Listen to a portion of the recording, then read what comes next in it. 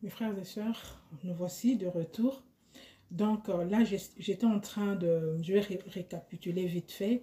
Donc répondre à son appel, c'est de dire, de répondre, mais répondre à quoi? Vous allez répondre quand vous allez entendre une voix. Donc quand Dieu vous appelle, il vous dit quelque chose. Il vous donne une parole. Quand vous n'avez pas entendu Dieu, donc Dieu ne vous a pas parlé. Donc ça, c'est quelque chose à faire vraiment attention. Donc, il faut discerner vraiment ce que Dieu vous dit. Il peut vous parler à vous ou parler à une autre personne, vous envoyer un serviteur, une servante à lui pour vous amener les messages comme quoi, vous donner une prophétie, une parole. Donc, vous devez recevoir une parole de l'Éternel. Obligé. Dieu va vous dire quelque chose parce qu'il va sûrement vous demander de faire des choses. Donc, vous devez entendre la parole, la voix de Dieu. Il enverra. Il vous dira une parole ou il enverra ça par une autre personne que vous-même. Donc Dieu nous parle en songe. Donc on ne verra jamais Dieu ou on ne trouvera pas une lettre sur notre table. Donc Dieu nous parle en songe. Job 33, 14. Dieu nous parle en songe et il nous dit, il vous donnera une parole. Et quand Dieu vous donnera cette parole, vous verrez le processus parce que Dieu ne change jamais. Parce que ce que Dieu a dit, c'est ce qu'il fait. C'est la même procédure de ce qu'on est en train de partager maintenant, ce que je suis en train de dire. Moi-même, je l'ai vécu aussi. Et c'est vraiment biblique, c'est dans la parole de Dieu. Donc, en quelque sorte, on peut dire, servir l'Éternel, c'est une délivrance. Servir Dieu est une grande, grande, grande délivrance. Donc, mes frères et sœurs, il y a une bénédiction, des grandes bénédictions qui se cachent là à l'intérieur. N'hésitez pas de répondre oui à votre appel et vous verrez tous ces miracles s'accomplir dans votre vie. Les promesses de Dieu, vraiment, vous suivre, suivre votre vie, c'est vraiment merveilleux d'obéir à cela. Maintenant, quand vous n'obéissez pas, nous allons maintenant parler des conséquences. Mes frères et sœurs, quand nous n'obéissons pas à l'appel de Dieu, quand nous disons non ou quand nous faisons semblant de ne pas écouter ce que Dieu nous dit, ou ça peut être qu'on n'a pas compris, voilà, on n'a pas discerné. Dans ces cas-là, quand on ne discerne pas, recommencez à demander à Dieu. Dieu, vous avez dit quoi? Dieu, qu'est-ce que vous me dites? Je ne comprends pas, parce que Dieu sait qu'on ne comprend pas, jusqu'à ce qu'il sera clair avec vous, mes bien-aimés. Donc, quand vous avez entendu et que volontairement, vous n'avez pas voulu faire ce que Dieu vous a demandé de faire. Par exemple, je vais vous donner l'exemple de Jonas. Jonas 1. Dans le livre de Jonas 1, la parole de Dieu nous dit, « L'Éternel fut adressé à Jonas en ces mots. Lève-toi et va à Ninive. Et Jonas se leva pour s'enfuir à Tarsis. » Première erreur, mes frères et sœurs. Dieu appelle Jonas. Il dit à Jonas, lève-toi et va à Ninive. Jonas dit, non, moi je m'enfuis, je pars à Tarsis. Voilà. Déjà, Jonas va là où Dieu ne l'a pas envoyé et il a désobéi à Dieu, il a fait à sa tête. Pourquoi? L'histoire de Jonas, en fait quoi? L'histoire de Jonas est, Dieu nous explique, voilà, quand on part spirituellement, on décode le verset. Jonas, c'est tout simplement le Seigneur Jésus-Christ. Le Seigneur Jésus-Christ, parce qu'il nous a dit, de la même façon que Jonas était dans le ventre du poisson, de la même façon que vous verrez le Fils de l'homme ressusciter. Mourir et ressusciter après 3 jours. Voilà. Quand le Seigneur se révèle en nous, c'est là que nous sortons du ténèbre. Donc Jonas était dans le ténèbre. Jonas était dans le noir. Jonas était dans l'ignorance. Et il a préféré rester dans l'ignorance jusqu'à ce que le Seigneur lui a mis dans le ténèbre, dans les problèmes. Donc dans le ventre du poisson, ça veut dire des problèmes. Quand tu es dans le noir, tu es dans l'ignorance, tu vivras des difficultés. Tu vivras des problèmes. Mes frères et sœurs, quand vous dites non à l'appel de Dieu, c'est des problèmes qui vous suivent. C'est des problèmes qui vous suivent parce que Dieu vous a créé pour cette raison-là. Pour qu'il se serve de vous. Donc quand vous dites non à Dieu, voilà, c'est ce problème-là qui arrive. Et quand vous fouillez, c'est là, c'est l'ignorance. C'est ça l'histoire de Jonas. Jonas, c'est l'ignorance. C'est du ténèbre à la lumière. Il fallait qu'il parte 3 jours comme le Seigneur était mort 3 jours et ressuscité après 3 jours. C'est le Seigneur, nous ressuscitons en Christ quand nous sortons du ténèbre. Donc Jonas était ignorant, il s'est enfui. Et Jonas avait fui pour plusieurs raisons. Parce qu'il avait peur, Voilà, c'est la peur que j'ai dit. Quand tu as peur, tu fuis l'appel de Dieu. Jonas avait fui parce qu'il voyait ce peuple-là. Ces peuples-là étaient indignes pour lui. Il a jugé ces peuples-là. Et pourtant, quand Dieu t'appelle pour t'envoyer vers son peuple, tu n'as rien à dire. Tu n'as pas à dire à Dieu, non, je fuis. Les gens là sont bizarres. Les Congolais là, comment je vais aller leur prêcher? Ce n'est pas ton problème, mon frère, ma soeur. Tu obéis à Dieu. Tu vas aller vers ces peuples-là. Là où Dieu va t'envoyer. Tu n'as pas à juger. Tu n'as pas à dire un mot. Tu vas te lever et tu pars. Jonas... Et en plus de ça, Jonas ne voulait pas la délivrance de ces pays, de ce peuple-là. Jonas avait aussi un mauvais cœur, parce que quand tu ne veux pas être au service de Dieu, c'est que tu n'aimes pas les autres. C'est que tu as un mauvais cœur. C'est que tu ne veux pas délivrer ces peuples-là. Tu as désobéi. Et pourtant, moi, par exemple, aujourd'hui, Dieu nous bénit par moi. Et si j'avais dit non à mon Dieu, si j'avais dit non à notre Dieu, je n'allais pas bénir mes frères et sœurs. Vous n'allez pas... recevoir, bien sûr, vous allez recevoir ça d'une autre personne, mais pas de moi. Parce que si tu dis non à Dieu, Dieu te laissera, mon frère, ma soeur. Il te laissera et tu vivras 3 jours ou je ne sais pas combien de temps dans le ventre du poisson et Dieu choisira quelqu'un d'autre. Il y a beaucoup de gens, Dieu crée ces créatures chaque jour. Dieu va choisir, susciter quelqu'un d'autre. Il va susciter une autre personne, il va te laisser. Et si Dieu te laisse, la parole de Dieu nous dit, tu as raté le temps de ton appel. Tu as raté ce moment-là et il y a des répercussions sur ça, mon frère, ma soeur. Il faut faire attention à ça. Ne rate pas ton appel parce que Dieu prendra quelqu'un d'autre, mais toi, tu partiras dans le noir. Tu vivras des problèmes. Tu resteras dans l'ignorance, dans le ténèbre. C'est ce que Jonas avait fait. Et quand Jonas est parti, il a commencé à vivre des problèmes. Il a compris qu'il est dans le noir, il ne voit rien. Jonas... Après 3 jours dans le ventre du poisson, il a commencé à pleurer. C'est là que Jonas a compris. La Bible nous dit qu'il a prié son Dieu. Il a invoqué Dieu et Dieu a compris maintenant que oui, maintenant Jonas a compris, il lui a sorti du ténèbre à la lumière. Voilà ce qui se passe. Mais mes frères et sœurs, Jonas était sorti. Hein? Toi, tu n'es pas Jonas. Quand même. Si tu veux vivre comme Jonas, tu veux vivre dans le ventre du poisson, nous ne savons même pas de quel poisson il s'agit. Tu ne sais pas qu'est-ce qui va t'arriver. Il y en a aussi qui ont raté leur appel, qui sont partis, sont morts, sans vivre ce que Dieu avait vraiment promis pour eux.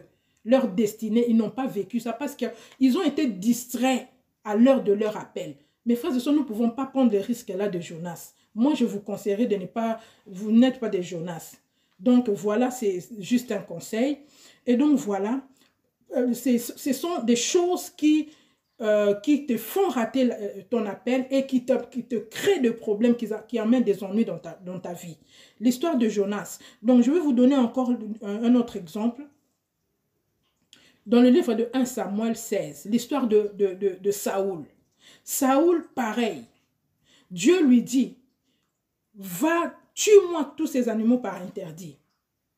Dieu lui donne un ordre. Qu'est-ce que lui il fait? Il part, il fait ce qu'il voulait faire, il prend d'autres animaux, il vient cacher chez lui. Et quand Samuel lui demande, lui pose la question, mais pourquoi j'entends des animaux chez toi? Dieu ne t'avait pas envoyé de tuer tout ça là, d'éliminer tout ça. Il répond à Samuel, mais non, j'ai gardé ça pour l'éternel. Les animaux là que j'ai gardés sont en bonne santé. Je vais offrir ça à Dieu. Mes frères et sœurs, on n'aide pas Dieu. On n'aide pas Dieu. Si Dieu te dit de faire cela, fais comme ton Dieu t'a dit. Moi, tout ce que je fais, mes frères et sœurs, je vais vous dire la stricte vérité. Même quand j'ai posé le numéro de téléphone, le message que j'ai amené, moi-même en moi, je me disais, je ne peux pas donner mon numéro de téléphone. Je ne sais pas, je veux mettre mon numéro comme ça. Tout le monde, je parlais, oui, j'ai murmuré pour mon numéro de téléphone. Mais Dieu m'a convaincu. Il m'a dit, fais ça. Tu vas donner ton numéro parce que moi, je sais pourquoi je te demande de donner ton numéro à mon peuple, à mes enfants. Et j'ai fait, sans hésiter. Et au contraire, c'est tout le contraire de ce que je m'imaginais parce qu'il y avait beaucoup de frères et sœurs qui avaient besoin d'entrer en contact avec moi. Vraiment, je suis bénie de Dieu. Il faut écouter Dieu, mes frères et sœurs. Voilà, Saoul, Dieu dit à Samuel, quand cesseras-tu de pleurer sur cette personne? Je l'ai déjà rejeté. Je l'ai rejeté parce qu'il est têtu. Il n'a pas entendu ce que j'ai dit. Je lui ai dit, fais ceci, mais lui, il est parti faire cela. C'est beaucoup de serviteurs que nous voyons aujourd'hui. Ils sont rejetés de Dieu. Parce qu'ils ont voulu faire de leur façon. Quand Dieu te dit, reste là, tu restes là. Moi, Dieu m'a dit, quitte Facebook. Je prêchais sur Facebook. Il m'a dit, quitte Facebook, je ne veux plus te voir là-bas. pour plusieurs raisons, que moi-même je connais mes frères et sœurs, j'ai arrêté. Dieu m'a dit, maintenant tu vas aller chez YouTube, tu vas faire ce que je te dis, tu vas parler à une personne, et puis à 2 personnes, tu vas donner mon message à 3 personnes, et puis à 4, comme il veut. Moi, je fais ça pour mon Dieu. Donc, en fait, mes frères et sœurs, tel que je suis là devant vous, mes bien-aimés, je le fais pour mon Dieu, pas pour moi. Sinon, moi-même, je ne le ferai pas. Vous voyez, mes frères? Donc, voilà, j'ai obéi à Dieu. Troisième chose qui te causera des problèmes tout au long de ton service, tout au long de ta mission avec ton Dieu. Ce qui pourra encore te causer des problèmes, c'est la cupidité. La cupidité, donc l'amour de l'argent. Tu vas laisser ce que Dieu t'a dit, tu vas oublier les paroles de Dieu. Quand tu es là, Dieu te donne, il te met à son service, il te donne son onction. C'est à Dieu. Dieu t'a donné ça pour faire, pour travailler pour lui. Ce n'est pas pour toi, ce n'est ni pour vendre, ni pour faire chanter le peuple de Dieu, non. Dans le livre de 2 Rois 5.20, 2 Rois 5.20, l'histoire de Géasi. Géasi a vu son maître. Géasi était serviteur d'Élie. Il a vu Élie guérir Naaman. C'est lépreux. Le lépreux qui lui a dit, Élie lui a dit d'entrer dans l'eau 7 fois. Élie a délivré ces Syriens, ces lépreux-là, Naaman. Après avoir guéri ces lépreux-là a donné de l'argent, voulait donner des présents, des choses, des cadeaux pour sa délivrance. Il était tellement content à Élie. Élie, comme il était intègre, il connaît la parole de Dieu, il a dit non. Je n'ai pas besoin de tes cadeaux, je ne veux pas. Mon Dieu m'a dit, j'ai reçu gratuit, je donnerai gratuit. Contraire de ce que nous voyons aujourd'hui. Complètement le contraire. Il a refusé et Naaman était touché par ça. Il était guéri de sa lèpre, il est parti. Qu'est-ce que Géasi a fait? Géasi a couru derrière ces Syriens-là. Il a dit, Dieu est vivant. Comme mon maître là ne veut pas ça, moi je vais prendre tous ces présents-là pour moi. Il a détourné, il a suivi ces Syriens-là, contourné la route sans que Élie le sache. Mais ce qu'il ne savait pas est que Dieu avait donné ses yeux à Élie et Élie a tout vu. Dieu a montré à Élie tout ce que Géasi avait fait. Et le sort de Géasi était quoi? Élie lui a appelé, il lui a dit, j'ai vu tout ce que tu as fait, tu as désobéi. Et pourtant c'est Géasi qui allait acquérir toutes ces grâces-là après Élie. Il était béni de Dieu, mais il a tout foutu en l'air à cause de la cupidité, l'amour de l'argent, orgueilleux. Il voulait des vestes, il voulait impressionner les gens. Il devait aller vraiment signer des pactes pour lire les Bibles, comme si c'est lui qui connaît, pour impressionner, orgueilleux, prétentieux, opportuniste. Il voulait des belles choses. Et voilà, ça s'est retourné contre lui. Et Élie lui a maudit sur le champ et lui a frappé de la lèpre. Pas seulement lui, mes frères et sœurs, jusqu'à sa 4e génération. Les pauvres enfants, sa génération qui ne savait rien du tout, ils ont payé ce que Géasi, leurs parents, avaient fait.